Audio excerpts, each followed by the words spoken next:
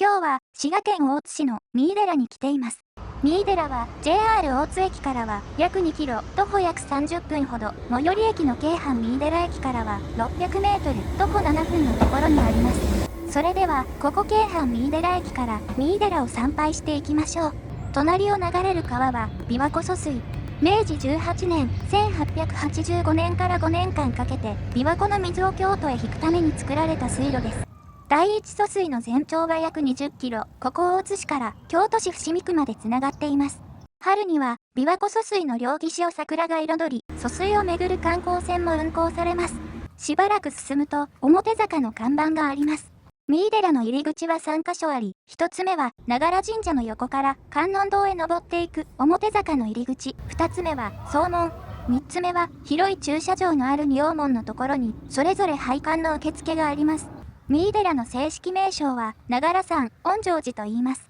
三井寺と呼ばれる由来は、後ほどご紹介しましょう。恩成寺は、飛鳥時代後半に、天智天皇の孫にあたる、大友の与太の大君によって、大友氏の氏寺として創建されたと伝わります。恩成という名前は、大友の与太の大君が、自らの荘園上遊、つまり、田畑や屋敷までも投げ打って、寺を創建したことに由来します。それではここからは、境内図を見ながら、三井寺を一緒に巡っていきましょう。境内入り口に構えるのは、檜皮葺入りもや造りの仁王門です。もともとは、室町時代の宝徳4年、1452年に、滋賀県湖南市にある常楽寺に建立されたものです。その後豊臣秀吉によって、伏見城へ移され、さらに、慶長6年、1601年、徳川家康の寄進によって、三井寺のこの場所へ移されました。よく見ると組物などに、群青や緑などの珍しい彩色が残っているのがわかります。カエル股や木花などの彫刻の模様、度胸などの組物は、室町時代中期の特色を示しています。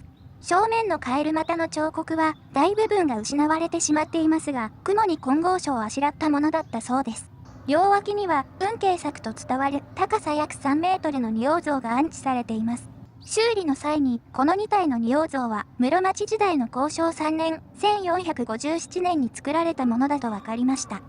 仁王門を入って右手にあるのは、檜皮葺入りもや造りの釈迦堂です。この建物は、もともとは、御所にあった清涼殿と伝わり、中世には、僧たちが食事をした直堂として使われていました。お本尊に、清涼寺式釈迦如来像を祀ることから、釈迦堂となりました。唐破風の荒廃は、江戸時代の文政13年、1830年に増築されたものです。弁天の祠は、江戸時代の天の3年、1683年に建立され、もともとは、弁財天、多聞天、大黒天を祀っていたと伝わっています。現在の社は、昭和7年に修復されたものです。さて、奈良時代に一時治世が衰えていた恩成寺ですが、平安時代の貞観元年、859年、唐から帰国した僧、自称大師延珍によって再興されます。延珍は、現在の香川県善通寺市に、弘法大師空海の妹を母として生まれ、比叡山延暦寺、その後大峰山、熊野三山で厳しい修行を重ね、39歳で唐に渡り修行した人物です。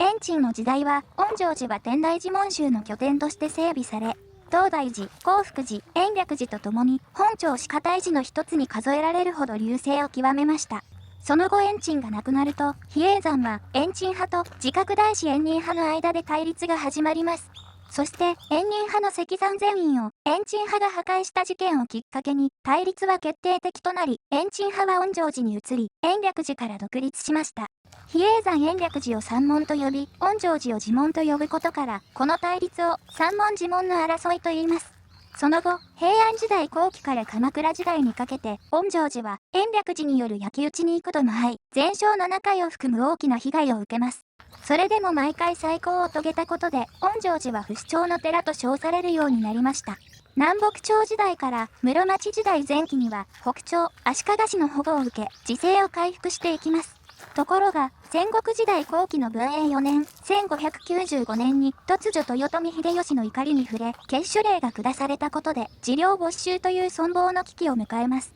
ほとんどの仏像や宝物は他の寺院へ移され、金堂も強制的に比叡山に移築させられてしまいました。当時の金堂は延暦寺斎藤釈迦堂として今も残っています。そして、秀吉が亡くなる前日の慶長3年、1598年8月17日にようやく結書が解かれました。そのため現在の伽藍の多くは、秀吉の死後の安土桃山時代末期から江戸時代初期に秀吉の正室のねね、毛利輝元、徳川家康の寄進などによって整えられたもので、激動の歴史を今に伝えています。金堂は、三井寺の総本堂で、豊臣秀吉の正室のねねによって再建されたものです。桃山時代の慶長4年、1599年2月に着工し、翌年3月、わずか1年ほどで完成させました。正面7軒、側面7軒ある大きな金堂の柱は円柱、後背は四角い柱で支えられています。周囲には、義母子高欄のある円がついています。お本尊は、天智天皇が常に身近に安置し拝まれていた弥勒仏が祀られています。そしてこの弥勒仏は、創建以来一度も開帳されたことがない絶対秘仏だそうです。寺に伝わる話によると、この弥勒仏は中国天台宗の高祖、越前氏が修行中に出会った弥勒仏が、自らの分身として残した三寸二分の小さな仏像だといいます。この像は中国から百済を経て日本へ伝えられ、陽明天皇の時代に渡来し、後に天智天皇の念持仏となったと伝えられています。金堂前の石灯籠は無名石灯籠と言います。無名石とは薬指のことで、天智7年、668年、崇福寺創建の際、天智天皇が一子の変で滅ぼした蘇我氏一族を弔うために、自らの左手の薬指を地中に埋めたと伝わっています。この石碑には、松尾芭蕉の句が刻まれています。三井寺の、門叩かばや、今日の月、今宵の月の美しさよ、この月を語り合うために、三井寺の門を叩いて訪ねてみたいものだ。鐘楼は、桃山時代の慶長7年、1602年に建立されたものです。鐘楼に吊るされている梵鐘は、近江八景にも数えられている、三井の梵鐘として有名です。音がいいことで知られ、宇治の平等院、京都の神護寺の鐘と合わせ、日本三名鐘と言われています。この鐘は、後に訪問する弁慶の引きずり鐘の後継ぎとして、豊臣家により鋳造されたものだそうです。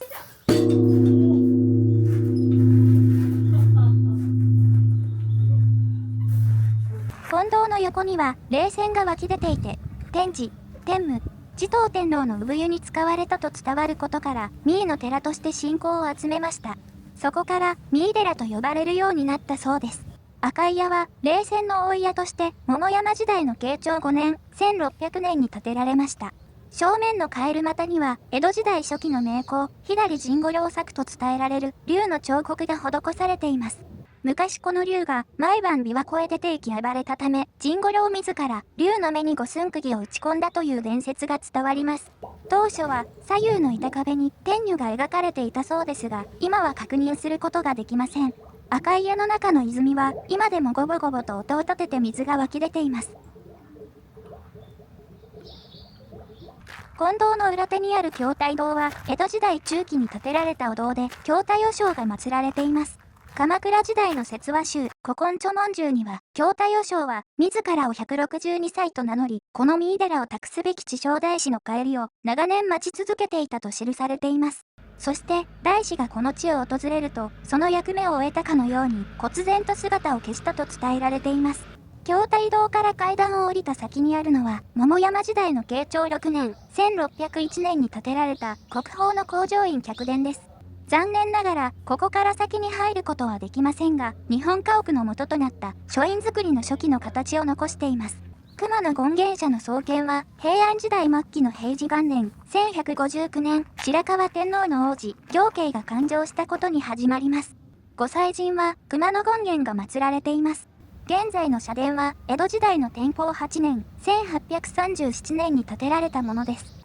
霊正堂は、昭和5年、1930年に、室町時代の古い鐘楼の古材を再利用して建てられました。堂内に安置されているのは、奈良時代に作られたという三井寺の初代の梵鐘です。平安時代末期、比叡山延暦寺との争いの中で、比叡山の僧兵だった弁慶が、この鐘を三井寺から奪い、比叡山まで引きずり上げたという伝説が残されています。ところが、比叡山で鐘を鳴らすと、関西の言葉で帰りたいを意味する、伊能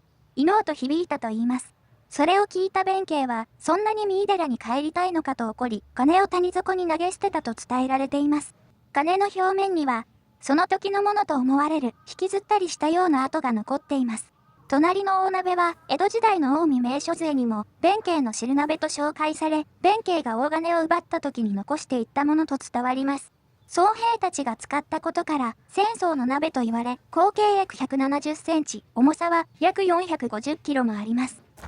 一切経像は仏教経典の集大成、一切経を収めた蔵です。建物の中には回転式の八角形の輪蔵があります。これを一周回すことで、すべてのお経を読んだのと同じ功徳が得られると信じられていました。三重塔は、もともと室町時代に奈良県吉野の木曽寺、現在の世尊寺の塔頭として建てられたものです。安土桃山時代の文禄3年、1594年、豊臣秀吉が伏見城に移設し、その後、慶長6年、1601年、徳川家康によって三井寺に寄進されました。2層目と3層目の窓には、ひし形の模様が特徴的な珍しい格子が取り付けられています。初層には、江戸時代の元楽年、1623年に作られた木造の釈迦三尊像が安置されています。三重塔の先、大師堂、唐門、環状堂、四つ足門の並ぶ場所を塔院と言います。塔院は、三井寺の開祖、自称大師延珍の御廟が立つ、特別に神聖な場所です。檜皮葺き、入母屋造りの環状堂は、慶長年間に大師堂の拝殿として建立されたものです。正面の唐破風には、金色の豪華な飾りが施されています。飾り金具には、桃山時代の様式の牡丹の花やつぼみ、葉が線彫りされています。さらに、柱の左右で、しとみとの格子の組み方が異なっている点も、細かな見どころの一つです。環状堂の後方に、唐門、そのさらに後ろに立つ大師堂は、自称大師像を安置する御廟です。現在の建物は、桃山時代の慶長3年、1598年に再建されたものです。江戸時代の寛文6年、1666年に建てられた長実護摩堂は、後水能天皇の寄進によるものです。ここは、様々な願い事の成就を祈るお堂で、鎌倉時代に作られた不動明王座像が本尊として祀られています。唐い敷きに支えられた本柱を4本の控え柱が支える四つ足門は、江戸時代の寛永元年、1624年に建てられました。当初は2本の本柱で立つ棟門でしたが、後に前後の控え柱を立てて四つ足門となったそうです。両側に並ぶ灯籠は、天台宗の中でも特に位の高い僧たちによって奉納されたものです。目の前にかかる石造りの反り橋は、村雲橋と呼ばれています。この橋には、自称大師延珍にまつわる不思議な伝説が残されています。かつて、大師がこの橋を渡ろうとした時に、遠く東の長安にある清流寺が火災に遭っていると察したといいます。そこで、大師が真言を唱え、赤水をまくと、橋の下から村雲が湧き起こり、西の空へ飛び去っていき、その雲が清流寺の火を沈めたと伝えられています。現在の村雲橋は、慶長5年、1600年に架け直されたものとされています。また、江戸時代の博物学者、木之内石庭は、この橋の下には、火難除けにご利益がある、村雲石があると記しています。総門は、江戸時代の元和7年、1621年に建立されました。間口4メートル、高さ7メートルの大きな薬位門です。北側に、後に建てられた門番所があるのが特徴的です。微妙寺は、省略5年、994年に慶祖阿闍梨によって開基されたと伝わっています。現在の本堂は、江戸時代の安永5年、1776年に建てられたもので、もともと長良公園の山上にあったものが、昭和54年に移設されました。毘沙門堂は、江戸時代の元和2年、1616年に創建されました。もともとは、現在の長良公園にあった微増寺境内に建立されましたが、昭和31年に現在の場所に移されました。美しい極彩色。正面の格子に花形をつけた花狭間が特徴的です。毘沙門天が祀られています。太平記によると、平安時代、白河天皇は、来号阿闍梨に王子誕生の祈祷を命じました。その祈りが叶い、王子が誕生すると、帝は望む褒美を与えようと仰せになります。しかし来号は、官位や財宝をすべて辞退し、ただ一つ、三井寺に階段を設立する許しを願い出ました。その願いは一旦認められますが、比叡山延暦寺の豪訴によってやがて取り消されてしまいます。これに激怒した来号は、100日の間髪も爪も切らず、炉の煙に身をさらし、怒りと執念に身を焼き尽くして命を落としました。その怨霊によって、王子はほどなく亡くなり、さらに来号は、鉄の牙、石の体を持つ8万4000匹のネズミとなって比叡山に押し寄せ、仏像や経棺を食い荒らしたと伝えられています。18明神社は、この来号阿闍梨を神として祀り、その強い怨念を鎮めるために建てられたことから、今もネズミの宮と呼ばれています。長良山の斜面に建てられた観月舞台は、江戸時代の嘉永2年、1849年に作られました。山にせり出すような舞台作りが見どころです。松尾芭蕉は、三井寺の月を前に、三井寺の門叩かばや、今日の月と読みました。今宵の月の美しさに、思わず門を叩いて語り合いたくなる。そんな風雅な心が息づく観月舞台は、桜の季節に合わせ特別公開されます。観月舞台の床に桜が映り込み、まるで鏡のように景色を映す床鏡の美しさを楽しむことができます。百体堂は、江戸時代の宝暦3年、1753年に創建されました。正面に、三井寺の如意輪観音像を中心に、西国33箇所の観音像、左右に、坂東33所、秩父34所の計100体の観音像が安置されています。絵馬堂は、江戸時代の寛政13年、1801年に建てられたものです。六角形に柱が並ぶ長図社の中央には、六弁の花をかたどった水盤が据えられています。観音堂は、西国33所観音霊場の第14番札所として、多くの信仰を集めています。平安時代の延久4年、1072年、御三条天皇の病気平癒を祈願して創建されたと伝えられています。もともとは、三条の花の谷と呼ばれる場所にありましたが、参道は険しく、女人結界もあったため、参拝は大変困難だったといいます。ところが、文明9年、1477年、3月のある夜、僧たちの夢に寂しげな老僧が現れました。老僧は、ここでは人々を救う願いを十分に果たせないため、山を降り、より多くの人が参拝できる場所へ移りたいと語ったと伝えられています。このお告げを受け、文明13年、1481年に観音堂は現在の地へと移されました。現在の建物は、江戸時代の承定3年、1686年に焼失した後、元禄2年、1689年に再建されたものです。幾度もの試練を乗り越え、不死鳥のように蘇ってきた三井寺。琵琶湖と比叡山を望むこの地には、今もなお、1000年を超える祈りと歴史が静かに息づいています。ご視聴ありがとうございました。また、次の寺院でお会いしましょう。